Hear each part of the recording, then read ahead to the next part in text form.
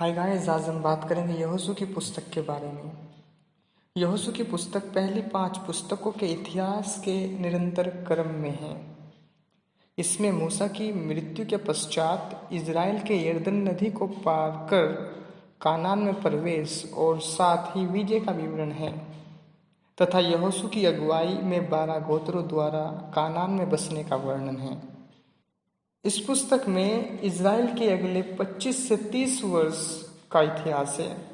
ये बताते हुए कि कैसे परमेश्वर ने इज़राइलियों को वह संपूर्ण देश दिया जिसे उसने उनके पूर्वजों के साथ शपथ खाकर देने को कहा था। अध्याय 21 वचन 43। उचित रूप में इस पुस्तक का नाम उसके मुख्य पात्र के नाम पर है। यहोशू के व्यक्तिगत इतिहास ने उसे विजय के लिए तैयार किया। यहोशू मूसा के अधीन वह सैनिक अधिकारी था। जब कि मिस्र से निकलते ही अमलेकियों से युद्ध हुआ। अध्याय 17 वचन 8 से 16। मूसा के सहायक के रूप में यहोशू ने हृदय से परमेश्वर के प्रति भक्ति प्रदर्शन किया और प्रभु की उपस्थिति में अत्यधिक समय बिताया। निर्गमन अध्याय 33 वचन 11। वह ऐसा व्यक्ति था जो परमेश्वर की उपस्थिति का मूल्य जानता था। कादेश में मूसा द्वारा नियुक्त 12 भेदियों में से यहोशू एक था जिन्होंने कानान को देखा, और वही अकेला मूसा के साथ सीने पर्वत पर गया जब परमेश्वर ने इज़राइल को 10 आज्ञा दी थी। निर्गमन अध्याय 24 वचन 12 से 18। कालेब के साथ यहोशू ने अधिकतर भेदियों के अविश्वास का विरोध किया। गिनती अध्याय 14। मूसा के स्थान पर अगुवा बनने से कई वर्ष पहले यहोशू ने सिद्ध किया कि वह विश्वास, दर्शन, साहस, विश्वास योग्यता, दृढ़ आज्ञाकारिता, प्रार्थना व परमेश्वर व उसके वचन के प्रति समर्पण का व्यक्ति था।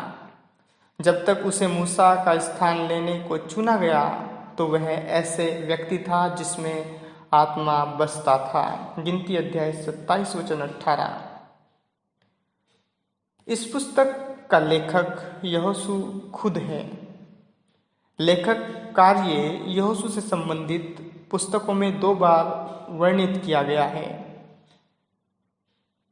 और पुस्तक यही बताती है कि लेखक ने विजय को अपनी आंखों से खुद देखा है। और इस पुस्तक का उद्देश्य जो हम देखते हैं, यहोशू की पुस्तक इस बात का विवरण है कि परमेश्वर अपनी वाचा की प्रतिज्ञाओं को पूरा करने में विश्वास योग्य है। और यहोशू की पुस्तक वहां से आरंभ होती है जहां से व्यवस्था विवरण समाप्त हुई। इजरायली अभी भी मोआब के मैदान में थे। व्यवस्था विवरण अध्याय 34 वचन 1 बिल्कुल यरदन नदी व यरीहो के पूरब में।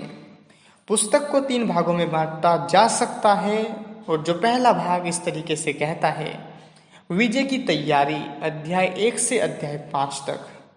यह पुस्तक विवरण करती है परमेश्वर द्वारा मूसा के बाद यहोशू को उसका उत्तराधिकारी बनाने का और कानान में प्रवेश के लिए तैयारी का। अध्याय 1 से अध्याय 3 तक। उनका यरदन को पार करना अध्याय 3 वचन 14 से अध्याय 4 वचन 24 तक। और उनके देश में प्रथम वाचा संबंधित कार्य अध्याय 5। परमेश्वर ने यहोशू से प्रतिज्ञा की, जिस जिस स्थान पर तू पांव धरेगा वह सब स्थान में तुम्हें दे देता हूँ। अध्याय 1 वचन 3। और वहीं पर दूसरा भाग इस प्रकार से कहता है, देश को जीतना अध्याय 6 से अध्याय 12 तक। और दूसरा भाग इस प्रकार से बताता है, इजरायली आज्ञाकारिता से उनके विरुद्ध बढ़े जो शास्त्र और 4 दीवारी वाले नगर में थे। परमेश्वर ने अपने लोगों को अंतिम विजय दी। कनान के मध्यम में अध्याय 6 से 8, दक्षिण में अध्याय 9 से 10, उत्तर में अध्याय 11 से 12। कनान जहां इजराइल ने पहाड़ी क्षेत्र उत्तर दक्षिण में, और हम देखते हैं कि वह असाधारण तरीका जिसके द्वारा यरीहो पर विजय पाई स्पष्ट दिखता है। परमेश्वर का उद्धार और परमेश्वर उद्धार का कप्तान हैं। अध्याय 6 यह ईमानदारी की पुस्तक है और गंभीर आज्ञाकारिता कि जो परमेश्वर इस्राएल से चाहता था। अध्याय 7 और वहीं पर हम तीसरा भाग देखते हैं, देश पर विराजमान, अध्याय 13 से अध्याय 24 तक।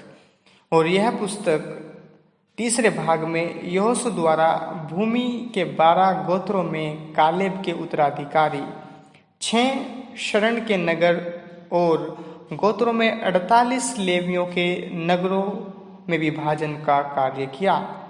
यहोशू द्वारा 2 विदाई संदेश के साथ समाप्त होती है। अध्याय 23 वचन 1, अध्याय 24 वचन 38 तक। और यहोशू व एलिएजर की मृत्यु का वर्णन के साथ में इस पुस्तक की हम समाप्ति देखते हैं। अध्याय 24 वचन 29 से वचन 33 तक। और इस पुस्तक की कुछ और खास विशेषताएं हैं। पुराने नियम में यह पहली ऐतिहासिक पुस्तक है जो इज़राइल का फिलिस्ती में एक राष्ट्र के रूप में वर्णन करती है। यहोशू के असाधारण जीवन पर एक गहरा प्रकाश डालती है। पुस्तक अनेक ईश्वरीय आश्चर्यकर्मों का इज़राइल के लिए वर्णन करती है। यरीहो का पतन अध्याय 6 और गिबोन के युद्ध में सूर्य प्रकाश का लंबे समय तक रहना अध्याय 10। पुस्तक परमेश्वर के संबंध में 3 महान सत्यों को बताती है अपनी वाचा की प्रजा के लिए। पहला, उसकी विश्वास योग्यता, उसकी पवित्रता और उसका उद्धार।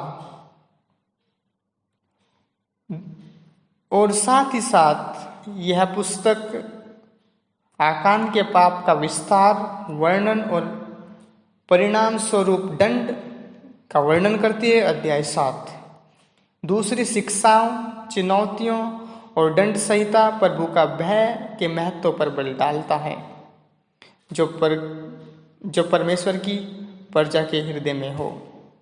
और ये सब जानकारी हम यहोशू की पुस्तक में देख सकते हैं। और मुझे आशा है कि आपको ये जानकारी सुनकर अच्छा लगा है। परमेश्वर सभी को आशीष दे। आमीन।